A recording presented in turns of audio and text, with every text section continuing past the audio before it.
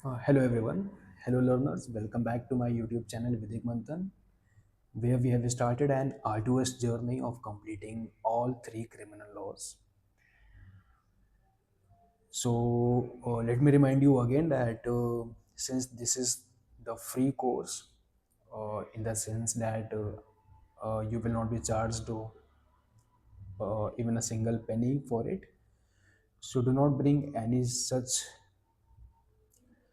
notion in your mind that I'm going to cut any corner. I'll be teaching you all each and every provision.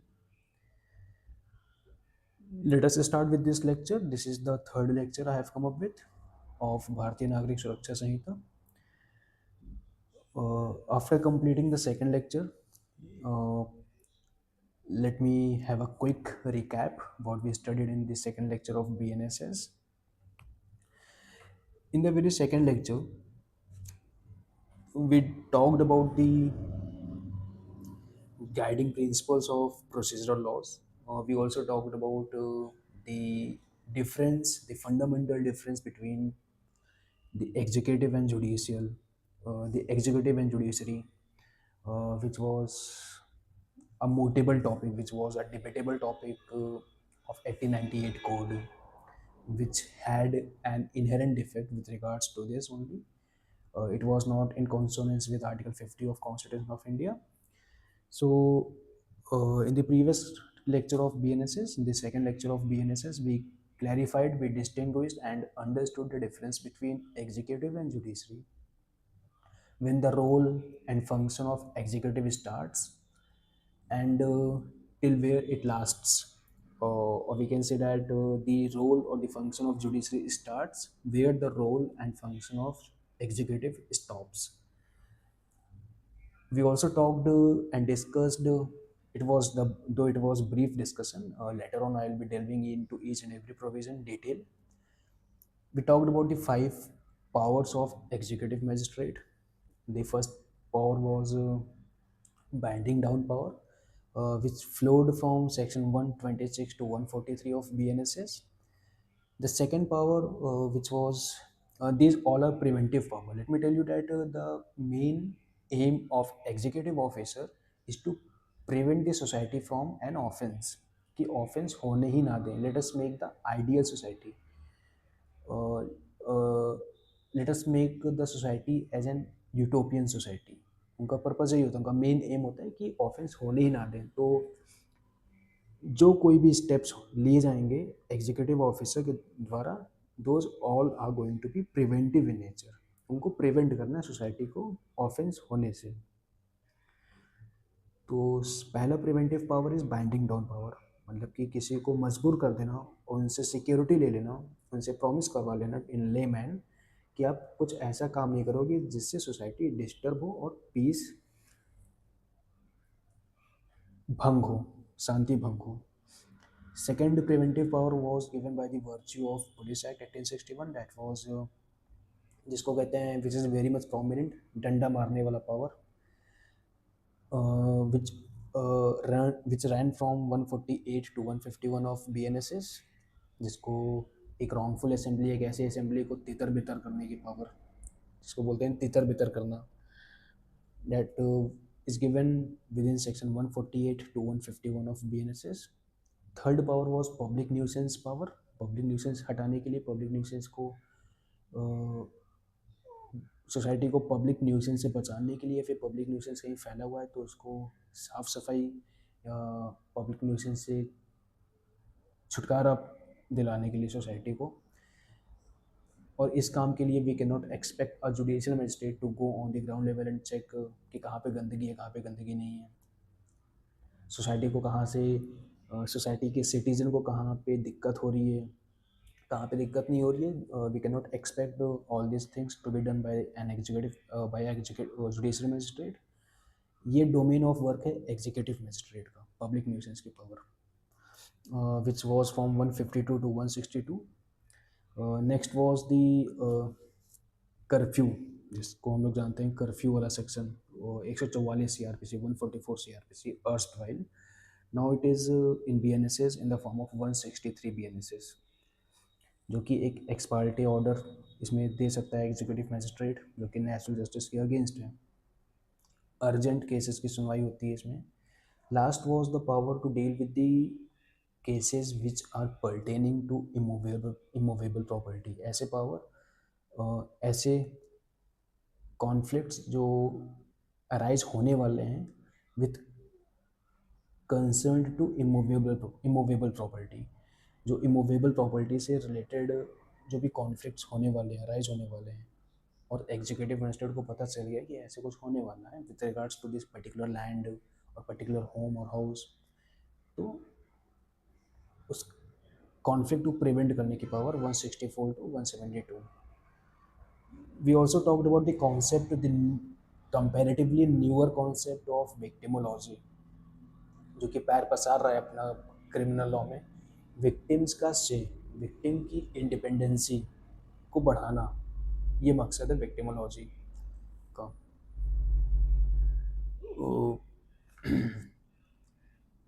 Now, then at the last we discussed about the schedule 1, the importance of schedule 1. I would say that if it is not, I would say that schedule 1 is be all and end all of every judiciary aspirant. उनको schedule 1 रोटलन होना चाहिए, रटा हुआ होना चाहिए। We realize the importance of schedule 1, and I think that is very much important, so I should be reiterating once again. What we saw in schedule 1, that schedule 1 had two parts. Schedule 1 basically अगर हमको ये पता करना है कि कौन से offence cognizable है, कौन से ऑफेंस कॉग्निजेबल नहीं है, मतलब किन ऑफेंस के लिए मुझे पुलिस स्टेशन जाना है, किन ऑफेंस के लिए मुझे कोर्ट में डायरेक्टली मैजिस्ट्रेट को अप्रोच करना है कंप्लेन लिखवाने के लिए। तो मतलब कौन से ऑफेंस कॉग्निजेबल है, कौन से नॉन कॉग्निजेबल है। If it happens to be cognizable, I am very much eligible to move towards police station and lodge an FIR. If it falls to be non-cognizable, I am restricted to go to police station, but I have to go to magistrate to file a complaint. ये पता करने के लिए कौन सा offence cognizable है, कौन सा ऑफेंस कॉग्निजेबल नहीं है। सेकंड, बेलेबल है, कौन सा बेलेबल नहीं है, उसकी पनिशमेंट क्या है, कौन सा कोर्ट ट्राई करेगा। तो ये जो चार बातें हैं, ये चार बातें मुझे मेनली पता कहाँ से लगेंगी, ये चार बातें मुझे पता लगेंगी शेड्यूल 1 ऑफ BNSS। BNSS भारतीय नागरिक सुरक्षा संहिता के जो पीछे शेड्यूल दिया हुआ है, schedule 1, that contains all these four informations. तो let us go schedule 1.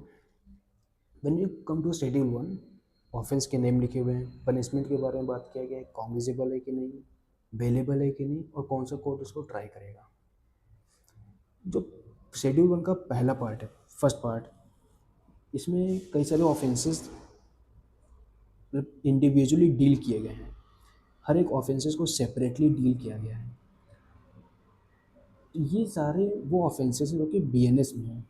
If we look at the first part, heading क्या है, offences under the Bharatiya Nyaya Sanhita, offences under the BNS। तो BNS के सारे ऑफेंसेस को यहाँ पे डील किया गया, उन सारे ऑफेंसेस के नेचर के बारे में और उन ऑफेंस को लेकर के हमको कहाँ अप्रोच करना है, कहाँ जाना है, ये सब भी यहीं पे लिखा गया है। तो इंटरव्यू में क्वेश्चंस आए या प्रीलिम्स में क्वेश्चन आए, तो we have to be very much clear that it is schedule 1 which talks about all these informations. Now BNS के सारे ऑफेंसेस को यहाँ पे डील किया गया, या फिर we can also talk and से वाइस वर्सा कि यहाँ पे पार्ट 1 में जो भी ऑफेंसेस दिए गए हैं वो BNS के सारे ऑफेंसेस को डील किया गया है।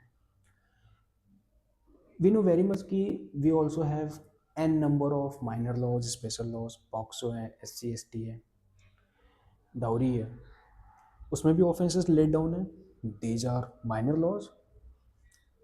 तो व्हाट अबाउट दोज ऑफेंसेस, उनके बारे में ऐसी इन्फॉर्मेशन कहाँ दी गई है, कॉग्निजेबल है, अवेलेबल है कि नहीं, कौन सा कोर्ट ट्राई करेगा, ऐसी इन्फॉर्मेशन कहाँ दी गई है। जैसे यहाँ पे BNS के ऑफेंसेस के बारे में बात की गई है, उन लोगों के बारे में कहाँ पे बात की गई है, इसी में बात की गई है शेड्यूल 1 में, बट सेकेंड पार्ट में बात की गई है, which are written under the heading of classification of offenses against other laws. This other laws covers those minor laws, special laws और local laws. मीन्स ये रेसिडुअल है, रेसिडुअल टू बीएनएस. यहाँ पे we already discussed in the previous lecture that how important this particular part is. Now let us move ahead. Since this was a quick recap only, so I should not be wasting more time on this, as I already have discussed in the previous lecture. Now, the next concept, though we will read this under section 6, but let me tell you here only that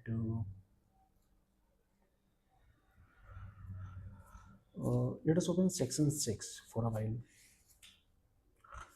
It talks about the classes of criminal codes. Classes of criminal codes. This is going to be the very important lecture, and might also be a heavy lecture, so please be concentrated and be focused. When we talk about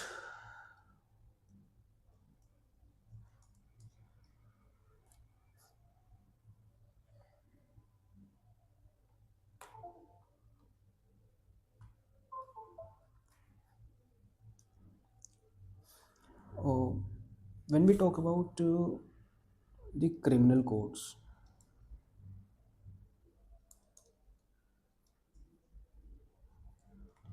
it is section 6 of BNSS which deals with the same. What is criminal code? Why this phrase has been used, criminal code, to any code?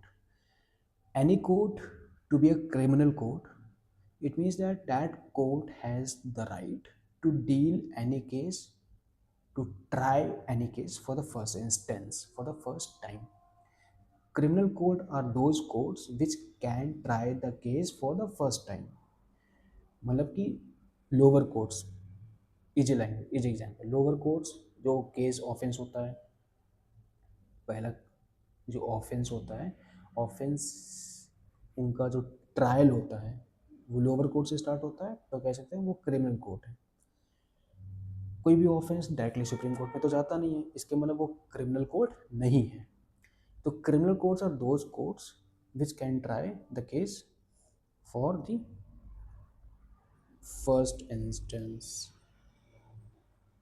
for the first time.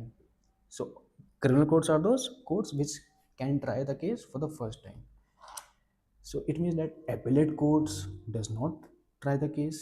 Appellate court जो होते हैं, high court हुए या supreme court हुए, they do not try the case for the first time. We will talk about high court separately, but let us take the classical example of high court to get a clear picture. Appellate court, Supreme Court, let us take the example. It does not try the case for the first time. Appeal के through जाते हैं सारे cases, कह सकते हैं. तो appellate courts does not try the case. The example is Supreme Court. It does not try. It is an appellate court. Let us read section 6 for a while. It is going to be very interesting, so please be focused.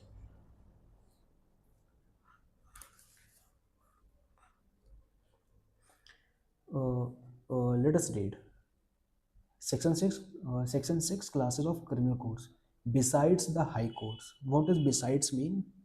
Besides mean in addition to. इसको गलत मत कर दीजिएगा ये समझ के कि beside means इसके अलावा. वो बिसाइड विदाउट एस वाला होता है beside. This is besides means in addition to. beside besides the high court, besides the high court means in addition to the high court and the courts constituted under any law other than this Sanhita, there shall be in every state the following classes of criminal courts, namely, first is courts of session. So the first criminal court is which court? Is it court of session or high court? Use your mind. पहला criminal code कौन सा होगा as per section 6? High court होगा, क्योंकि इसने बोला besides high court. It has said besides high court, besides high court. So this besides means in addition to, in addition to means high court को लेकर के नीचे दिए हुए 4 कोर्ट्स भी क्रिमिनल कोर्ट्स कहलाए जाएंगे। तो पहला कोर्ट तो यही होगा, हाई कोर्ट। क्रिमिनल कोर्ट होगा एज पर सेक्शन 6। चलिए अब देखते हैं शेड्यूल 1 में। शेड्यूल 1 में जो 4 इन्फॉर्मेशन दी गई हैं, 4 चीज़ों के बारे में बात की गई है शेड्यूल 1 में। चौथा क्या था? The last one was court tribal, कौन सा कोर्ट ट्राई करेगा। Could you please see any offense in Schedule 1 which is triable by the High Court? Could you find out any case in Schedule 1 which is written that it should be triable by High Court? कहीं लिखा हुआ है? ढूंढ के बताइए। You will not find. I hope you will not find. Why? क्योंकि any offense in Schedule 1 जो कि एक हाईएस्ट कोर्ट ट्राई कर रहा है शेड्यूल 1 में, वो कोर्ट ऑफ सेशन ही है। Court of session is the highest court in schedule 1 which is trying any case. तो highest court court of session है, कहीं इसमें लिखा नहीं है कि court triable by high court, triable by high court. जैसे कोर्ट ऑफ सेशन लिखा हुआ है, एनी मजिस्ट्रेट लिखा हुआ है, magistrate of the first class लिखा हुआ है, ऐसे magistrate of the second class भी लिखा है, लेकिन हाई कोर्ट तो लिखा नहीं है। Then how come section 6 say that high court is a criminal court? So basically इसको एक स्टैचुटरी पावर मिलती है। हाई कोर्ट क्रिमिनल कोर्ट क्यों है? To understand we have to go to section 447 of BNSS। 447 ये बोलता है, section 447 says that high court is the criminal court in the sense that high court अपने subordinate court से या lower court से can pick up any case, withdraw any case and try before itself. अपने सामने वो ट्राई कर सकती है कोई भी केस रैंडमली लोअर कोर्ट से उठा करके, कोई भी केस खींच ले, बस उठा ले लोअर कोर्ट से, सबऑर्डिनेट कोर्ट से, और खुद ही ट्राई कर ले, खुद ही ट्राई कर, ये उसका मन है। आप परमिशन, आप अभी हम बात करेंगे कि 447 में वो कैसे वो कर सकता है, बट हाई कोर्ट का मन होगा तो वो can withdraw any case, can pick up any case from the lower court and try before itself. इसीलिए शेड्यूल 1 में nowhere it is mention that this particular offence is triable by high court. When it is written like this कि when it is not written like this कि कोई भी offence is not triable by the high court, it means that जो भी parties होंगी offences की, एक offence की जो 2 पार्टीज होंगी, उन दोनों पार्टी का ये राइट नहीं होगा कहना कि मेरा केस हाई कोर्ट ट्राई करे। मतलब कि now it is not a matter of right, it is the matter of the discretionary power of the high court only, कि वो चाहे कौन सा केस उसको डीम लगे, सुटेबल लगे कि ये केस मुझे उठा लेना चाहिए, पिकअप करना चाहिए सबऑर्डिनेट कोर्ट से, और मैं खुद ही ट्राई करूँ for the sake of convenience, for the sake of justice, the end of justice. It can be any reason. Now we said, I told you that it is not a matter of right, that parties cannot plead that the case must be tried by the high court. ये parties की right की बात नहीं है। अगर हाँ, parties की right की बात तब होती है जब एनी ऑफेंस, उन लोगों ने कोई एक ऐसा ऑफेंस किया जो कि ट्राइबल बाय सेशन कोर्ट है और वो मजिस्ट्रेट ट्राई कर रहा है, then they have right to say, they can plead also, they have right to say that my offense should be triable by the court of session. Why? Because in schedule 1 लिखा हुआ है। लेकिन like this, in this particular case they don't have any such right vis-a-vis high court, क्योंकि high court की वो self acquired power होती है। we will say self acquired power. It is the self acquired power of high court by virtue of section 447 of BNSS, which says, let us read the 447 says power of high court to transfer cases and appeals। मतलब कोई भी case अपने सामने वो transfer करवा ले या appeal, और वो खुद ही डिस्पोज कर दे। अब ये केस हाई कोर्ट के पास 3 ऑप्शन या 3 वेज हैं जाने को। What are those 3 ways? The first way is that जो लोअर कोर्ट में ट्राई हो रहा है केस, लोअर कोर्ट को लगे कि ये हाई कोर्ट में जाना चाहिए मामला, लोअर कोर्ट खुद रिक्वेस्ट कर दे, अप्लाई कर दे एप्लीकेशन के थ्रू कि ये केस साहब आप सुनिए, आप ट्राई कर लीजिए। मतलब first option is lower court itself can plead or apply. Second is जो कंसर्न्ड पार्टीज हैं केस के वो अप्लाई कर सकते हैं by application. Third is the main thing and the important thing, suo motu. वो खुद केस उठा ले, विथड्रॉ कर ले नीचे से और खुद ट्राई करके डिस्पोज कर दे. ऐसा हो सकता है. Where this these three ways are written, these three ways are written under section 447 clause 2. Read the clause 2. Clause 2 say that the high court may act either on the report of the lower court चाहे report करे, or on the application of a party interested, any such party who is interested in the concerned offense, or on its own initiative. Or on its own initiative means suo moto. The high court can pick up any case from the lower court on its suo moto, on its own initiative. So this is 447. So this is the $1,000,000 question of interview, that how does how come a high court become a criminal court despite of the fact that कोई भी offence schedule 1 में लिखा नहीं है कि tribal bye high court, तो कैसे बन जाता है high court criminal court. So we have to mention 447 का section, and we have to and you just explain and tell the way as I told you. So this is the first criminal code technically. Now, as per the statute, no. The second, if I happen to talk about the courts of session, courts of session. Basically, courts of session. Uh, let me tell you that the word जो magistrate use हुआ है, magistrate word is the creation of criminal law.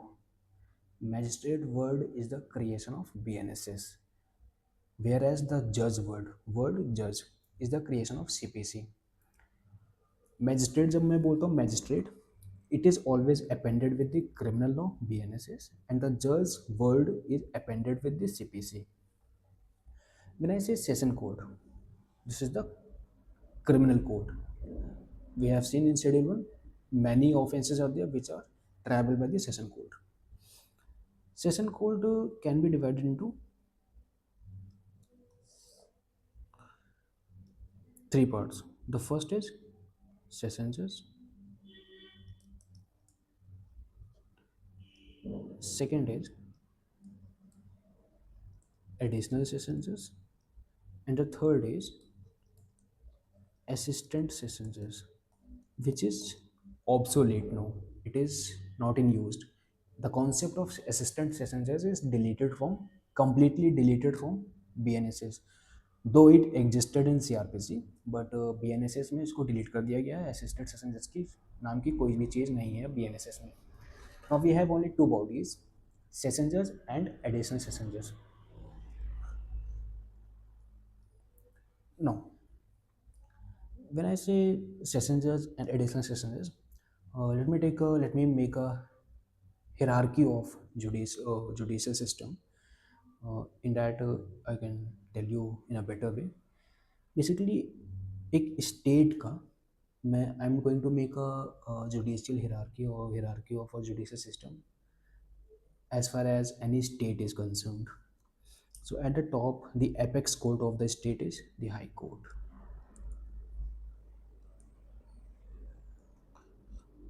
High court में कौन होता है? जज होते हैं, पता है हमको. हाई कोर्ट में जज होते हैं. अगर मैं हाई कोर्ट के नीचे आता हूँ, एक स्टेट लेवल की बात कर रहे हैं मैं, एक सिर्फ नो. हाई कोर्ट के नीचे सेशन जज आ गए, जो कि सेशन कोर्ट का जज होता है, वो सेशन जज होता है. सेशन जज एक डिस्ट्रिक्ट का एपेक्स कोर्ट होता है. एक डिस्ट्रिक्ट का apex court, district means Gonda, Bahraich, Balrampur, Prayagraj, ये डिस्ट्रिक्ट्स हुए. अयोध्या डिस्ट्रिक्ट्स हुए. इनका apex court is the session court.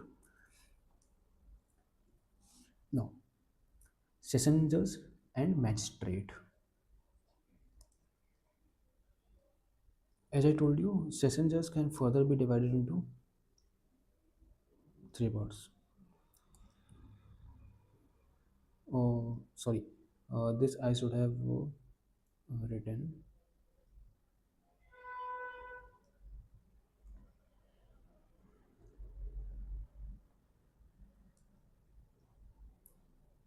Session court magistrate no session court में या session court can be divided into three bodies session जज होते हैं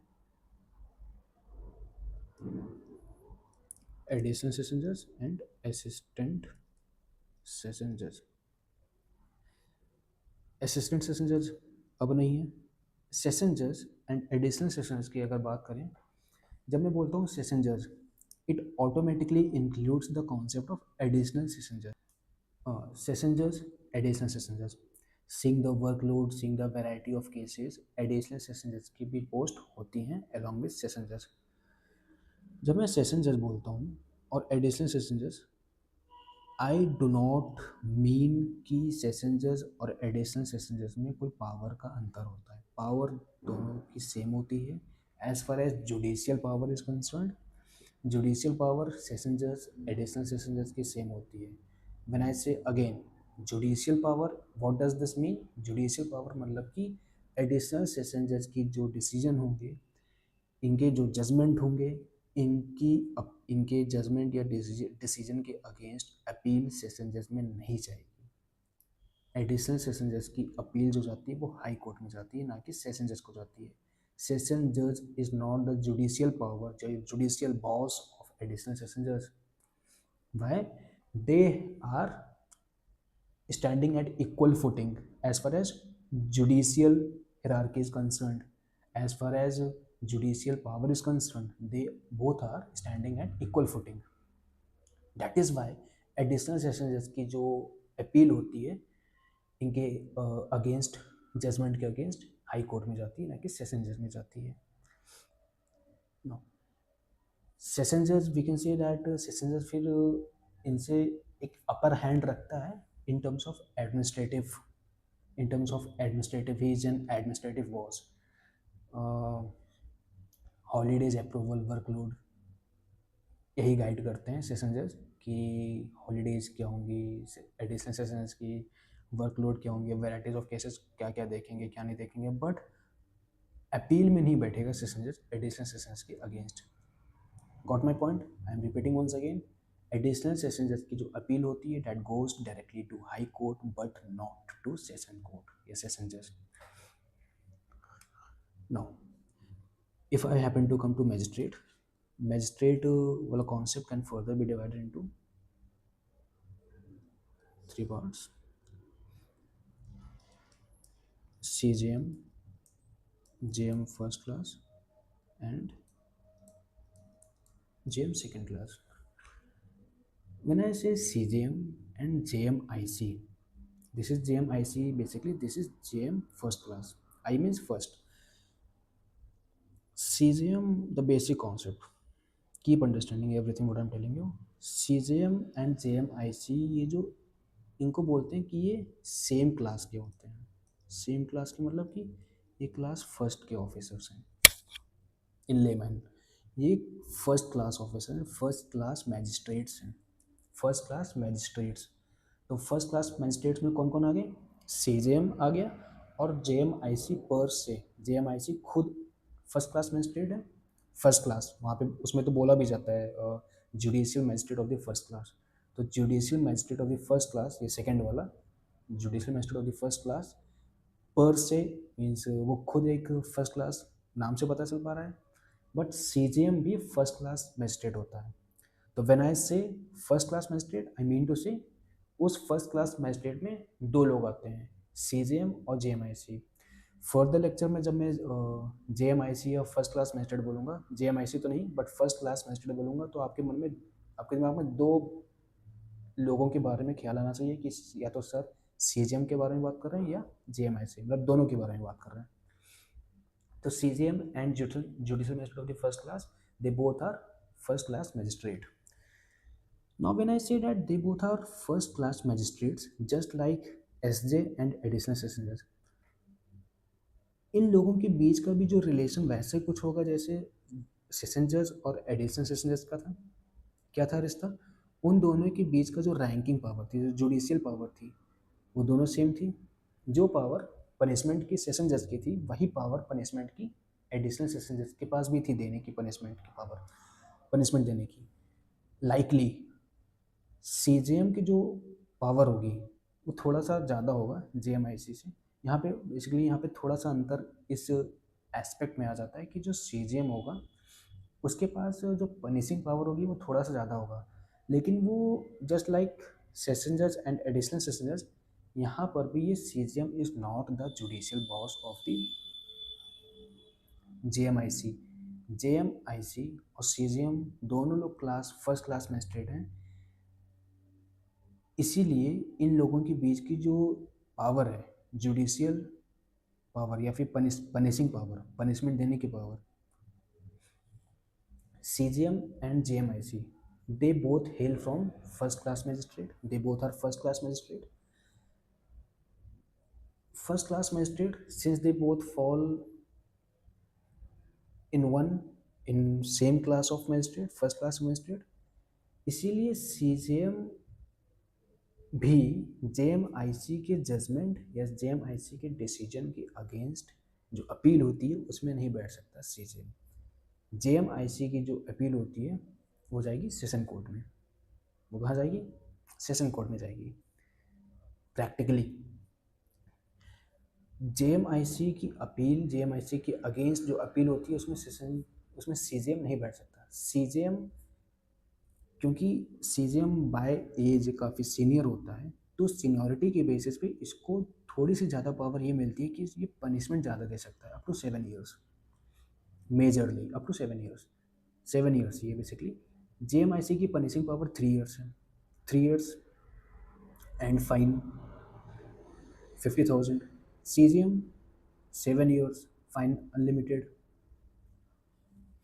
No.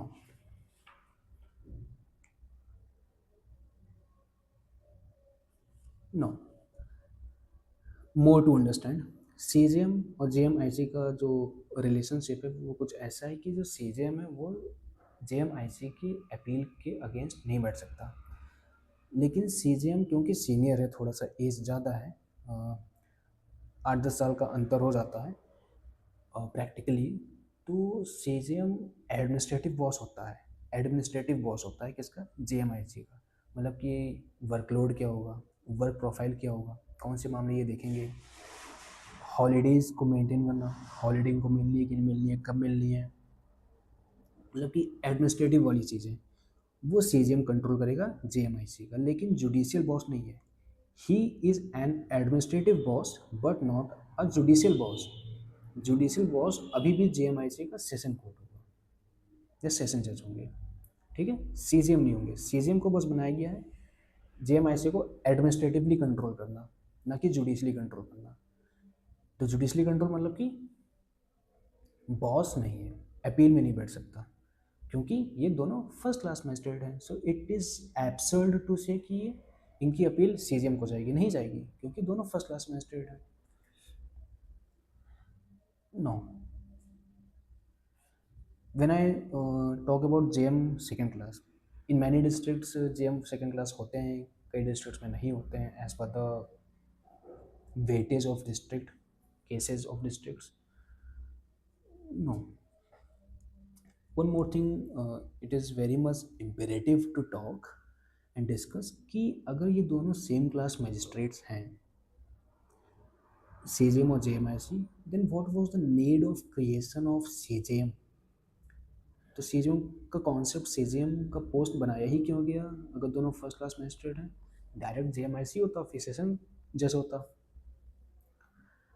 बेसिकली इसको इसलिए बनाया गया है कि ना सेशन जज पे वर्कलोड बढ़े, ना JMIC पे ज़्यादा वर्कलोड बढ़े।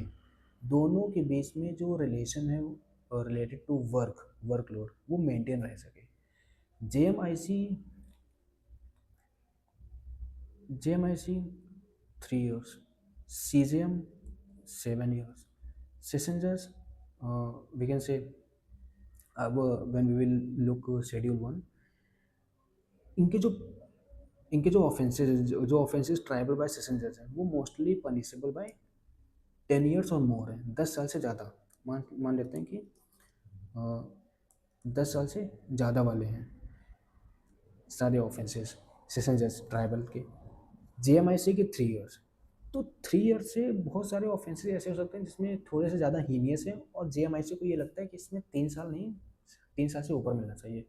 तो वो डायरेक्टली क्या करेगा, every now and then JMIC will keep on committing the case to session court. Session court हमेशा सेशन कोर्ट को भेजा करेगा। तो या तो जेएमआईसी के पास वर्कलोड बढ़ रहा है, या तो सेशन जज के पास बढ़ रहा है। बीच में हो सकता है 3 से ज़्यादा ज़रूरी है देना पनिशमेंट, बट 9-10 साल या 11 साल नहीं है देना। 5-6 साल 7 साल भी इनफ है। तो उसके लिए एक हाइब्रिड सिस्टम तो कह लें, या फिर मिडिल पाथ निकाला गया सीजीएम के कॉन्सेप्ट के फॉर्म में। सीजीएम का क्रिएशन का बेसिक नेसेसिटी यही था, just to maintain the workload between JMIC and session judge. No, as I said that CGM cannot sit against the appeal of JMIC. Why? Because he is not judicial boss. He is an only administrative boss. No.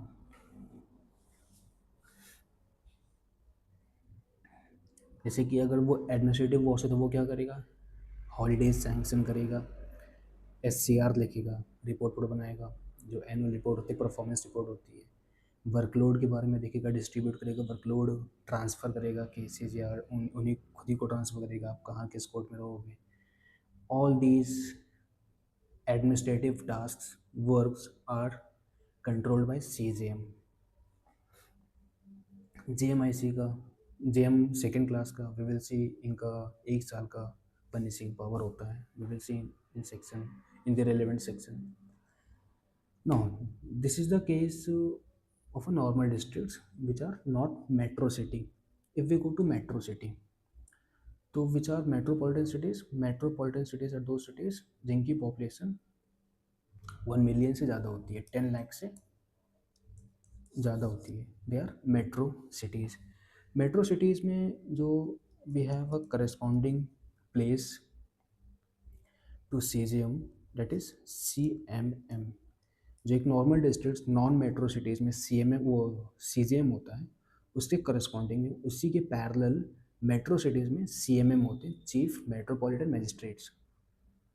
Now judicial magistrate हो गए first class, in this case MM होते हैं, जिसको बोलते हैं metropolitan magistrates. JM second class के नाम की भी कोई चीज़ मेट्रो सिटीज़ में नहीं होते हैं। Okay, now the next is, yeah, we were reading section 6, so we understood why high court becomes, why and how high court becomes criminal court.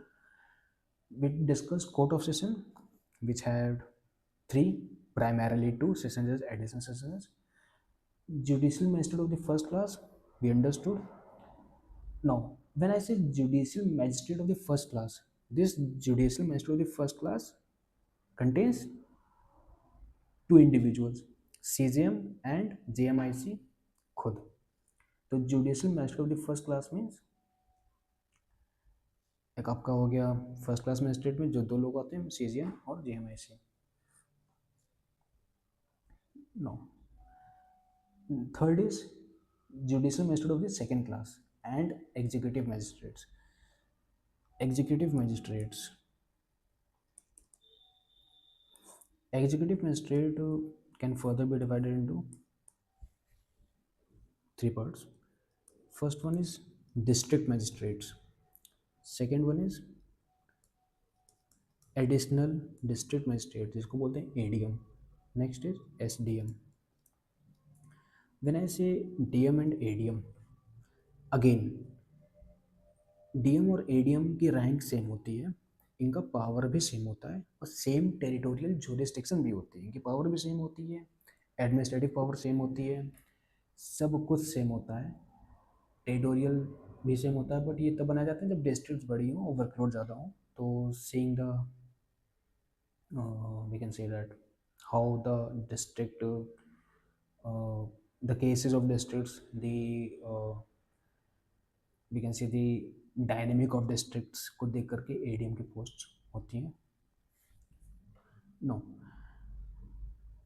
basically ADM has all the powers of a DM, same territorial jurisdiction होती है, मतलब कि पूरी districts इसके पास भी होती है, ADM के पास भी. When we go to SDM, the term SDM is sub-divisional magistrate, means a magistrate is further divided into sub-divisional magistrate.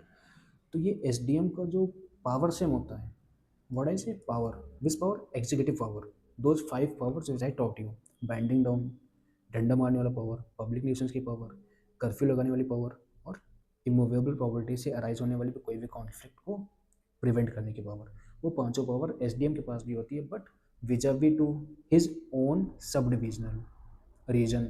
जो इसका खुद का रीजन होता है, सब डिवीजन होता है एक डिस्ट्रिक्ट का, उसमें सिर्फ ये 5 पावर को एक्सरसाइज कर सकता है, ना कि पूरे डिस्ट्रिक्ट में. Okay, now so these were the criminal codes. One thing which is very much important to note, that executive magistrate का जो नाम है यहाँ पे लिखा गया है as fourth criminal code under section 6, but what I taught you that criminal codes are those codes which try the case for the first time. तो what do I mean? Do I also mean to say that executive magistrate भी try करता है case for the first time? Not for the first time, वो try ही नहीं करता है. Executive magistrate does not try the case. This is the, you can. Now, I taught you this executive magistrate. Basically, if we talk about SDM exercises all those 5 preventive powers in his own region, sub division वाले reason में सिर्फ exercise कर सकता है. लेकिन जब वो exercise कर रहा है बाइंडिंग डाउन की power, the first preventive power, तो उसके अगेंस्ट जो अपील होगी, बेसिकली जो फर्स्ट ऑफ ऑल इसका जो बॉस होगा, एडमिनिस्ट्रेटिव बॉस, वो डीएम होगा, डिस्ट्रिक्ट मजिस्ट्रेट होगा. इसका जो बाइंडिंग डाउन की पावर होगी, जो भी ये डिसाइड करेगा, डिसीजन लेगा, उसके अगेंस्ट जो अपील होगी, वो होगी ना कि डीएम के अगेंस्ट, वो ना कि डीएम के सामने, बट ये इसकी अपील होगी in front of the session जज. क्यों? क्योंकि अगर कोई भी person, what I told you in a very brief way, security इसमें ली जाती है, इसमें बाइंड डाउन किया जाता है, आपको मजबूर किया जाता है कि आप ये काम ऐसा नहीं करोगे. कैसे मजबूर करते हैं? आपसे कोई चीज़ लिखवा लेंगे या प्रॉमिस करवा लेंगे, या फिर पैसे के फॉर्म में आपसे बॉन्ड या सिक्योरिटी ले लेंगे, कुछ भी करवा लेंगे. अगर आप नहीं देते हो तो आपको जेल जाना पड़ेगा. तो जेल भेजने के लिए ही, कि आपको जेल भेजा जा सकता है एक्यूज को, that is why binding down के अगेंस्ट जो अपील होती है एसडीएम की, वो एसजे सेशन जज के सामने आती है.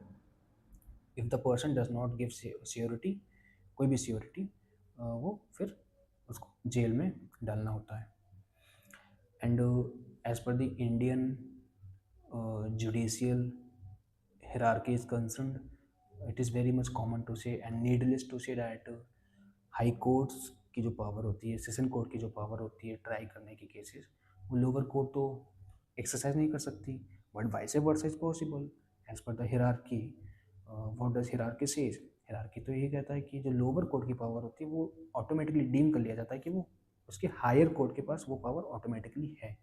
मतलब कि अगर if any case is triable by the JMIC, JM first class, that case can be pulled up by the High Court and tried and disposed by the High Court itself.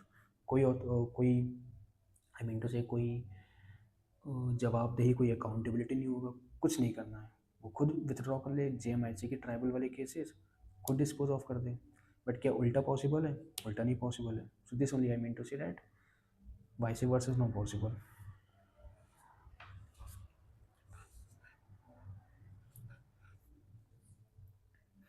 Now, if talk about the officers of court, who are the 3 officers of court?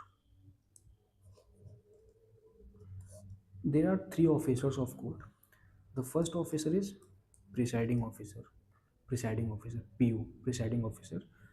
ये जज होते हैं या magistrate होते हैं. Second is the prosecution officer victim के advocate या state, जो सरकारी वकील होते हैं उनको हम बोलते हैं कोर्ट साहब. अगर आप जो कोर्ट जाते हो, प्रैक्टिस करते हो, it is very much used term, it's a common parlance term which we say court साहब आए हैं। तो कोर्ट साहब कौन होते हैं? कोर्ट साहब गवर्नमेंट एडवोकेट होते हैं, पीपी होते हैं, प्रोसिक्यूशन ऑफिसर होते हैं। फिर जो एक्यूज के वकील होते हैं वो डिफेंस ऑफिसर या डिफेंस काउंसिल होते हैं। तो these are the three officers of court. When we talk about the public prosecutor, we will read in very detail in this BNSS. The concerned section is 18, 19, 20. In section 18, 19 and 20, we will read about the PPs. PPs कौन होते हैं? Basically PPs कहाँ कहाँ पाए जाते हैं? अगर ये इसकी बात किया जाए, PPs are found in high court and court of session. High court and court of session. When I say public prosecutor, तो don't we know that high court में केसेस ऐसे भी चलते हैं जो सेंट्रल गवर्नमेंट के केसेस हों, जैसे कि सीबीआई के केस सेंट्रल गवर्नमेंट के केस हैं. कोई ऐसे केस जो कि स्टेट गवर्नमेंट के केस हैं. जैसे अगर यूपी की बात करें तो ऐसे केस जो कि स्टेट गवर्नमेंट और योगी गवर्नमेंट के अगेंस्ट केस चल रहे होंगे. कोई ऐसे केस जो कि मोदी गवर्नमेंट के अगेंस्ट चल रहे हैं. Modi government means central government, जैसे सीबीआई के अगेंस्ट चल रहा हो या सेंट्रल गवर्नमेंट का मामला हो, लेकिन स्टेट स्टेट हाई कोर्ट में चल रहा है, यूपी हाई कोर्ट में चल रहा है. तो सेंट्रल गवर्नमेंट एक पीपी अपना अपॉइंट करेगी सेंट्रल गवर्नमेंट इश्यूज़ को डील करने के लिए. ऐसे ही स्टेट गवर्नमेंट एक अपना पीपी अपॉइंट करेगी हाई कोर्ट में ही. It means that high court में दो पीपीज हो गए. तो we have one PP for central government and one PP for state government. So there are two PPs, two public prosecutors in High Court. One for exclusively for central government, second for state government. When I come to Court of Session, again we have the same concept prevailing over here also. Public prosecutor एक होता है central government, एक होता है public prosecutor state government. Okay, जो कि it is very rare that we need that we feel the need of public prosecutor of central government in court of session. It is very rare. It is rarest of the rare case. So वो हमेशा नहीं appointed रहता है, वो occasionally appoint करेगा. We will read in the section. Occasionally appoint करता है या फिर नहीं भी करता है, जरूरी नहीं है, but the concept exists like this. And it is very important, it is very much important to keep this scenario in the mind, that how and where the PPs are found and in what या at what platform PPs exist. High court और court of session में, high court में दो PPs, court of session में दो PPs. दो PPs होते हैं, एक सेंट्रल एक स्टेट, एक सेंट्रल एक स्टेट गवर्नमेंट के. Now again if you go to basics, एक ऑफेंस कमिट होता है.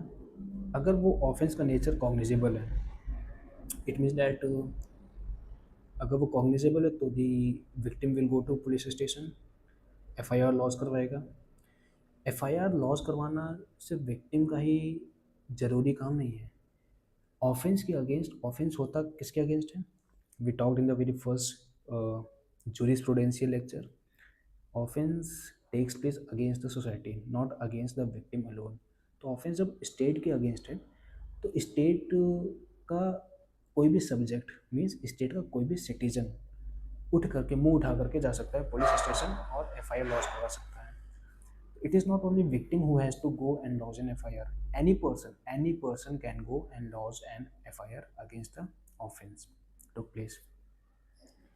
उसके बाद क्या करेगा? जो आईओ होगा, इन्वेस्टिगेटिंग ऑफिसर होगा.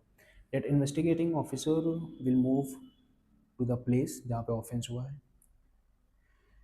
इन्वेस्टिगेट करेगा, ऑन स्पॉट जाएगा, इन्वेस्टिगेट करेगा. पर्पस क्या होगा इन्वेस्टिगेट करने का? To collect the evidence. Evidence collect करेगा. किस लिए एविडेंस कलेक्ट करेगा? क्योंकि एविडेंस कलेक्ट करेगा इसलिए क्योंकि वो अपना माइंड मेकअप करेगा, एक रिपोर्ट तैयार करेगा जो कि उसको कोर्ट में देना है, ये बताते हुए कि ये जो एफआईआर लॉज हुआ है ये सही है कि गलत है. एफआईआर जो लॉज हुआ है वो फॉल्स एफआईआर है कि करेक्ट एफआईआर? करेक्ट एफआईआर है. इट मीन्स दैट जो हमको परपोर्टेड इन्फॉर्मेशन मिली है, परपोर्टेड ऑफेंस हुआ है, जो क्लेम किया जा रहा है कि ये ऑफेंस हुआ है, अगर वो हुआ है इसके मतलब फाइनल रिपोर्ट कहेगा कि हाँ हुआ है। I am not going to use those technical and fancy words in layman language, let us understand. अगर एफ आई आर सच्ची निकली मतलब ऑफेंस हुआ है, झूठी निकली मतलब नहीं हुआ है। तो कंक्लूजन में यही दो पॉसिबिलिटीज़ दिखती हैं। पुलिस रिपोर्ट जिसको बोलते हैं, जो पुलिस रिपोर्ट जाती है पुलिस स्टेशन से कोर्ट। पुलिस रिपोर्ट कब तैयार हो रही है? इन्वेस्टिगेशन के बाद। Now, we know that only two possibilities are possible: whether the purported offense is committed and अच्छा, वो जो इन्वेस्टिगेटिंग ऑफिसर होता है, वो बेसिकली उसका इंडिएवर क्या होता है, वो क्या किस प्रयास में होता है। एफआईआर में जो कही गई है बातें, एक तो कही गई है कि इस पर्टिकुलर इंसान ने किया है, दूसरा कि ये चीज़ हुआ है। पहला, इस पर्टिकुलर इंडिविजुअल ने किया, इस पर्टिकुलर एक्यूज पर्सन ने किया है। दूसरा कि ये पर्टिकुलर एक्यूज ये ऑफेंस किया है। ये दो बातें ढूंढनी होती है आईओ को इन्वेस्टिगेशन या एविडेंस कलेक्ट करने के दौरान। तो वेदर